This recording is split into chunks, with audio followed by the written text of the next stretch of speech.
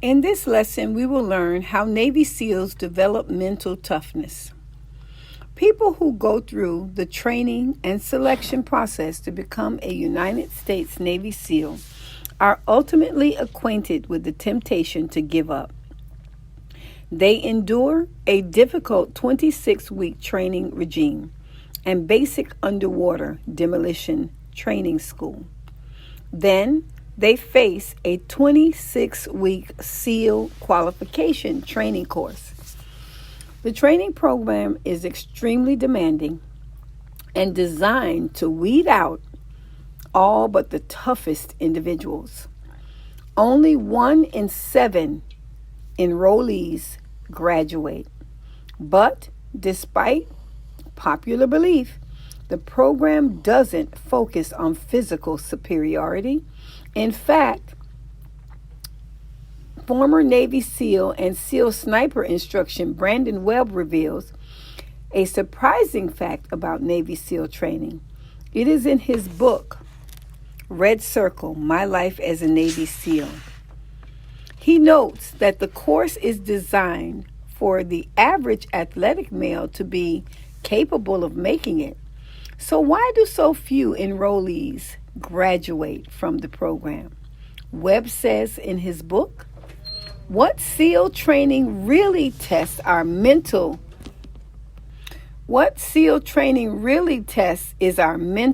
attitude. It is designed to push you mentally to the brink over and over again until you are hardened and able to take on any task with confidence, regardless of the odds. There's a lot that we can learn about mental toughness from Navy SEALs.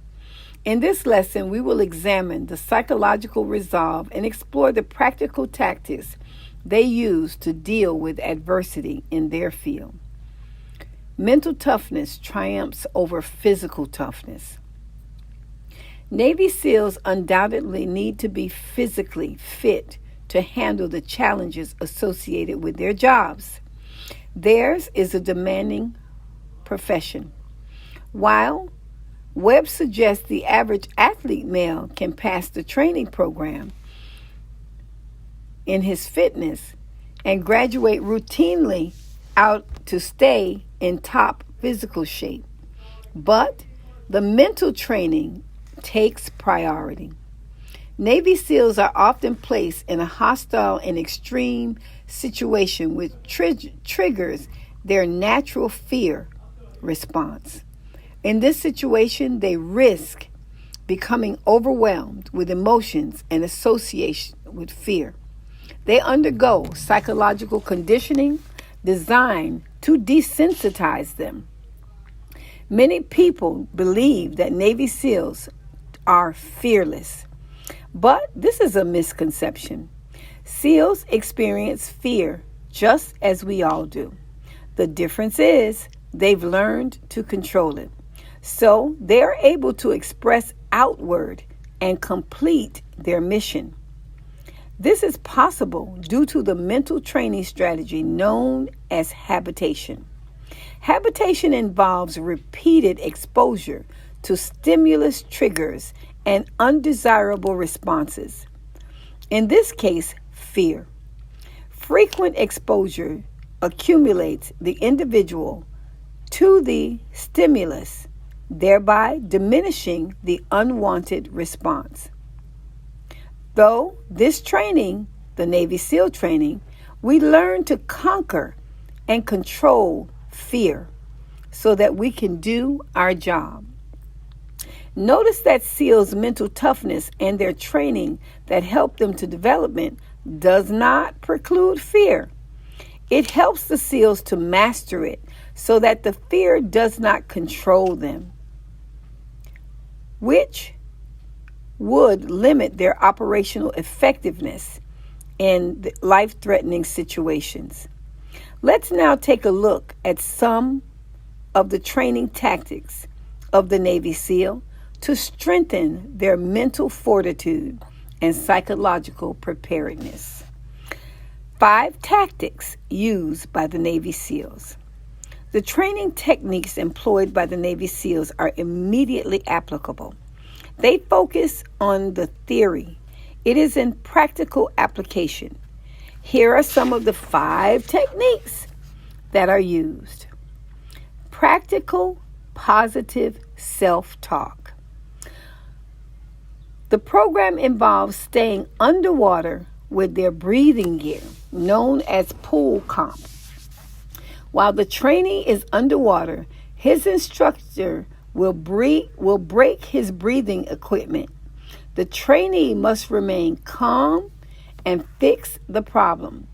Positive self-talk is essential to keeping the trainee from panicking and completing the test successfully. Application: whenever you feel overwhelmed, whether your job is at home, remind yourself that your skill, abilities, and knowledge will help you to prevail. Tell yourself to remain calm and relaxed. Tell yourself that no matter what the current circumstances are, these circumstances are temporary. And no matter what, don't give the circumstance any attention. Focus on the success of the task. That was number 1, positive self-talk. Number 2, continue training after you've mastered something. Navy SEALs must master a wide variety of disciplines.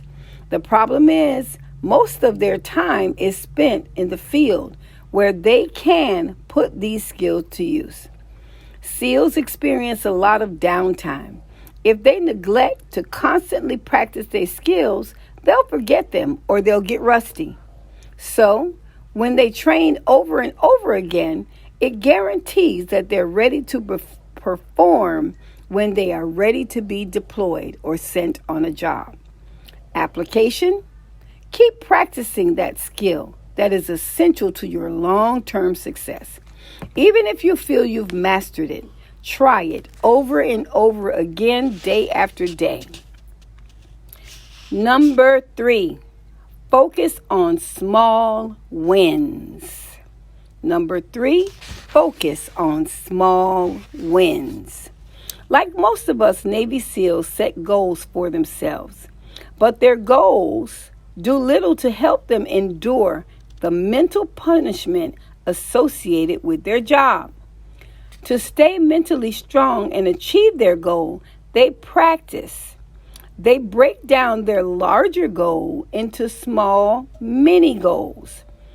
For example, rather than focusing on completing a 20-mile run, they focus on reaching the tree or seeing the path in the distance.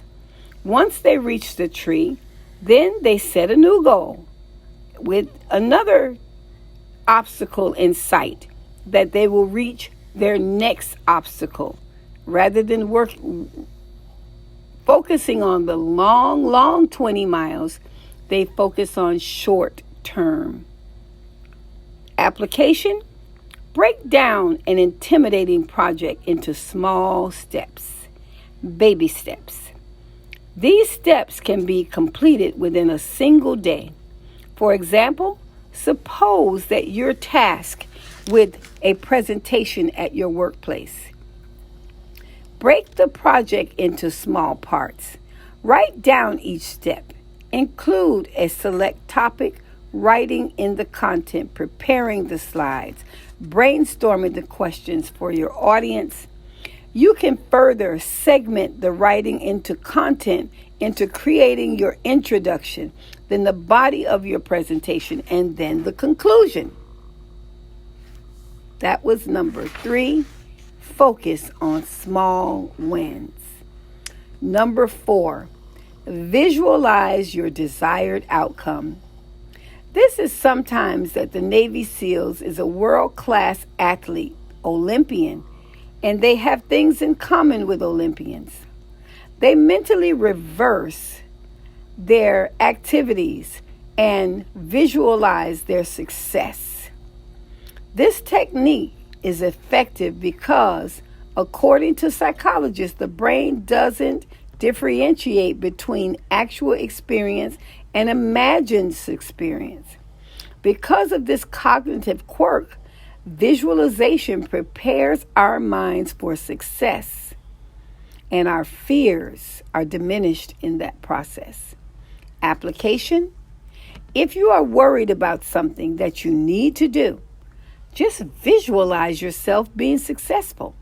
For example, suppose that you're concerned about that big presentation at your workplace. Close your eyes.